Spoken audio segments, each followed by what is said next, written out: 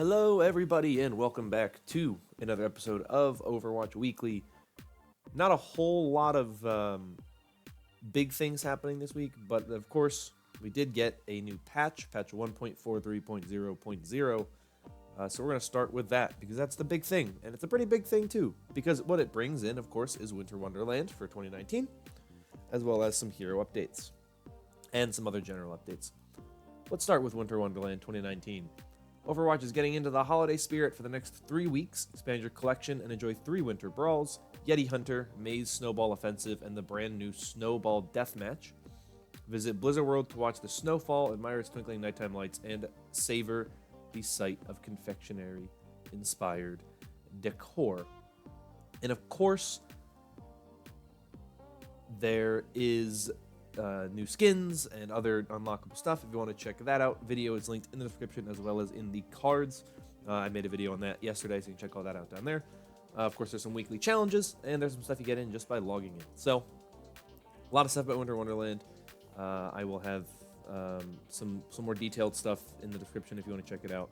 Some links and whatnot down there, so you can see more about it if you want to check it out there. But let's move on with the rest of the patch notes. We have the general update, which is the addition of a new feature, While You Wait. Of course, we've had this on the PTR for a little while, and I think it's a fantastic feature. I really like it. In this patch, we're replacing our skirmish mode with a brand new feature called While You Wait. Now you can choose between a variety of game modes to play while you queue for a match. When in queue, players will now be prompted to pick from the following game modes: Practice Range, practice your skills, solo or in a group against training bots. Skirmish, spar with other players without keeping score. Deathmatch, compete for the top place on the scoreboard. And custom game. Select a custom game from the custom game browser or create your own. If you want your custom game to be available for everyone to play, make sure to choose the setting Allow players who are matchmaking. All While You Wait game modes are optional and can be accessed by a single player or as a group. Only your group leader can select the mode for their team. Note, you don't have to leave your queue after a match ends to play another While You Wait mode. In order to access the While You Wait menu, click on the game mode you're queued for and choose a While You Wait option from there. I can't talk today. It's early for me. Not really. It's actually not that early for me. That's not important. There's some workshop updates. There's stuff you can do in practice range now. Of course, you can do stuff for a lot of people who are matchmaking. Not a whole lot of stuff changing this time around for the workshop. But then we get to the hero updates, and that's where the juice of this is. Now, this is, of course, the hero update, the big patch with the hero updates people have been waiting for. That does some stuff to barriers. So let's jump into this. First is a general hero update. Armor damage reduction increased from 3 to 5. So now you can shoot things more and not have to worry about shooting barriers as much. Orissa's base armor was increased from 200 to 250. The protective barrier health was reduced from 900 to 600. And her fortified cooldown was decreased from 10 seconds to 8 seconds. Sigma's experimental barrier health was reduced from 1500 to 900. And the barrier health regeneration rate was reduced from 150 to 120 health per second. And Kinetic Grasp cooldown was reduced from 13 seconds to 10 seconds. And the damage to shield gain ratio was increased from 40% to 60%. Final tank changes, major tank changes in terms of barriers. Reinhardt's barrier field health was reduced from 2,000 to 1,600, and his movement speed penalty while using his barrier was reduced from 50% to 30%, and his steadfast passive knockback resistance was increased from 30% to 50%. Here are the dev comments on these. The buff changes to Armor, Orisa, Sigma, and Reinhardt are aimed at decreasing the overall amount of time players spend damaging barriers while improving the individual heroes in other areas. This is a significant change to the pace of the game. We'll be monitoring these heroes closely to ensure they've retained impactful gameplay in the tank role. And you can see with the way that they increase the speed of Orisa while she's firing, the speed of Reinhardt while he has his barrier up, and the cooldown for Kinetic Grasp and the cooldown for Fortify. They're trying to make it so that the game moves quicker, because when they made that change to the ultimate cost, and they made the ultimates cost more globally, you of course then you made it so the game, doesn't rely as heavily on ultimates that you get early on, because you don't get those ultimates early on anymore. You get them when you would spend some time. That slowed the game down a lot. People were just kind of playing to build those ultimates. So now you move the pace of the game up, you make it quicker, and you hopefully, in doing that, make the game a better game, I guess. Make it better to play, make it smoother, and you make it so the barriers aren't as oppressive. So I think that's a good change. I don't know how we're gonna go from here. I don't know if the meta will be significantly different. I don't know if we're not going to be seeing double barrier as much anymore. I think we probably still will see it. I just don't know to what capacity. But Roadhog's very good now, because he can really just kind of destroy a lot of these barriers. I mean, you look at like Orisa, for example.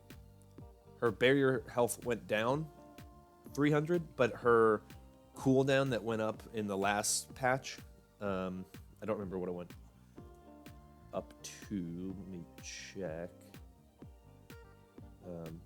Or whenever it happened. I don't remember when it happened. I'm checking. Hold on. So it's a 10-second cooldown, right? It went up from 9 seconds to 10 seconds. So she has a 10-second cooldown, and its health has been reduced. So you're not going to be shooting as many barriers, but the tanks are now more armored, and their armor resists more damage, which means they're still tanky. I like that change. I'd rather have to deal with something with a lot of armor than something that can just put up barriers constantly. So I like that change. I think it's a good change. But let's move on to the other changes we have.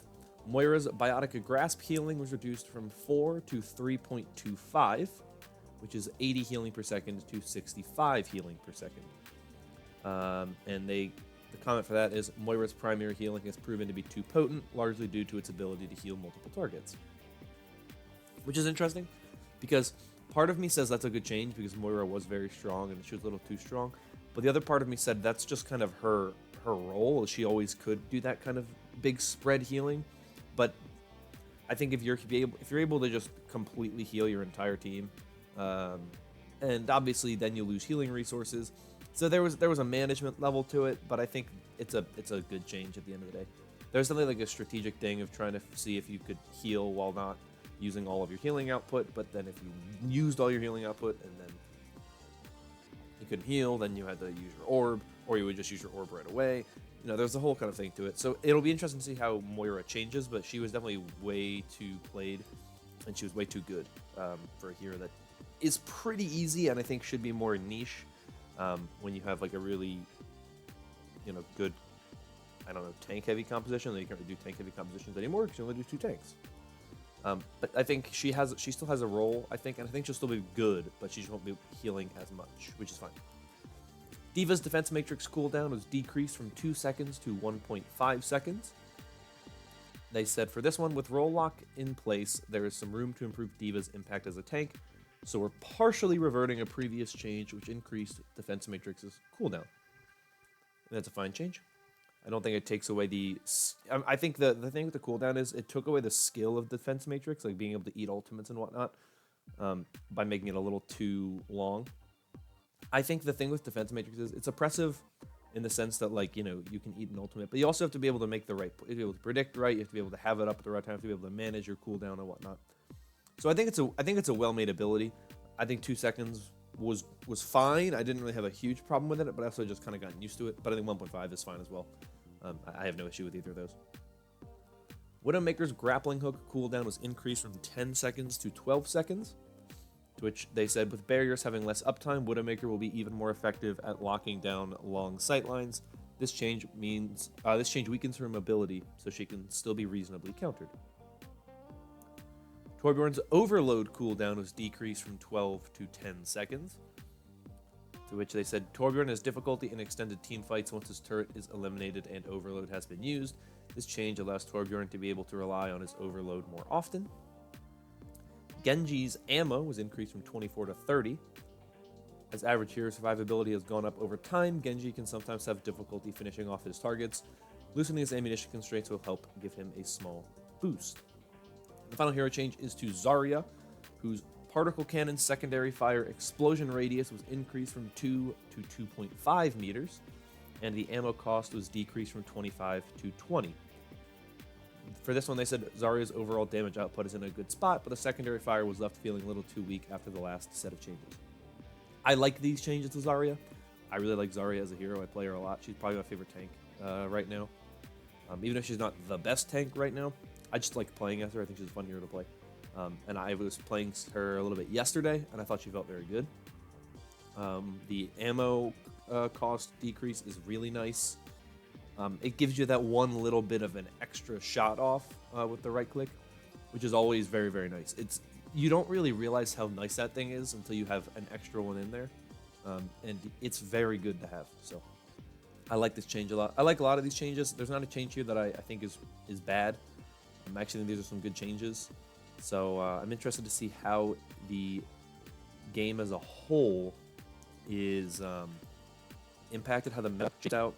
I haven't seen any like pro pugs or anything like that, so I don't know what to expect from that. But we'll find out. The next story has to do with Winter Wonderland again, but has to do with one specific unlockable item, which is Winston's new emote. And it is an emote where he does some American Sign Language signing. And this article that I'm reading comes from .esports, but it's been talked about by other people. But I will put a little clip of it in the video now so you can see it happening. But if you look at it and it seems familiar, there is a reason why. It is because it was inspired by Danik Sudakov, who is a deaf Overwatch League fan, who is a fan of the LA Valiant, and in the 2018 season, there was a story about him how he and his signer or interpreter had to basically come up with symbols for the different heroes, so you could follow along what was going on, you could hear what was being said. So they came up for one with Winston, which was him swinging his arms like that, as you see him do at the end. And in my video, I mentioned, like, oh, that's kind of cool. A sign is him swinging his arms. And I totally forgot about this. I was like, oh my gosh. I saw it on Twitter. I was like, of course it was this guy. Like, he came up with them himself, and I thought it was really, really cool. And there is proof, if you're wondering, like, was it actually inspired by Danik? The answer to that question is yes. Amelia Savory, who is with Global Communications at Blizzard, tweeted out, they put it in a bit after my story for Overwatch League about Danik, an LA Valiant fan who is deaf. The Overwatch dev team reached out to me to get in contact with the ASL interpreters to help them research/build a sign language emote for Winston, and here it is. I think this is one of the best stories that has come out of Overwatch in the past year. This is incredible. I think it's awesome that they did this. Danik, of course, tweeted out about it. I'll have a link to that in the description. But he said, I'm going to effing cry. This is an emoji inspired by me. As he, put a bunch of random letters there. This is a really cool story. I love this story. This is the kind of story that I love when this stuff happens. Overwatch is very kind of connected with their community in this way. They really do things to try to make things as best as possible. And they try to do things really, really, really well. And they try to do stuff like this, which I think is awesome. So that's really cool. I'm really glad they did this, and I hope that we get more stuff of this in the future. I think that would be amazing. But that is everything that I have for you today. All the stories linked in the description down below if you want to see them for yourself. But I am going to get out of here. So let me know down below your thoughts on anything that I talked about this week. Hope you enjoyed. If you did, consider liking and subscribing. I hope you all have a wonderful week. And I will see you all in the next video. Bye-bye.